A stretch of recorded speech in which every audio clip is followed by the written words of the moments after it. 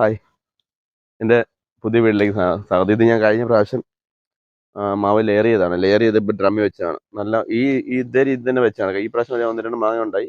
നല്ല സ്ട്രോങ് ആയിട്ട് നിൽപ്പുണ്ട്. അതുപോലെ ഇതൊക്കെ ലെയർ ചെയ്ത് നമ്മൾ വെച്ച സാധനങ്ങളാണ്. ഡ്രമ്മിനകത്ത് വെച്ച ഈ പേര് ഇതെല്ലാം നമ്മൾ ലെയർ ചെയ്ത് സെറ്റ് ചെയ്തതാണ്. ഇതിപ്പം റംബുട്ടാൻ E35യുടെ ഒരു ചിക്കൻ നമ്മൾ ലെയർ ചെയ്ത് വെച്ച ലെയർ ചെയ്തിട്ട് കിളിക്കുന്നുണ്ട്. അത് അടിയിൽ നിന്ന് കിളിച്ച് വരുന്നുണ്ട്.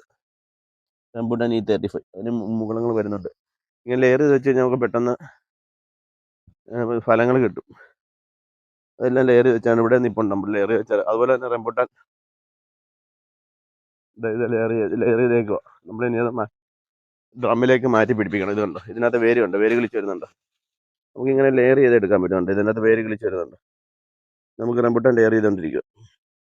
ഇത് അടുത്ത ദിവസം നമ്മളത് ഡ്രമ്മിലേക്ക് മാറ്റി പിടിപ്പിക്കും.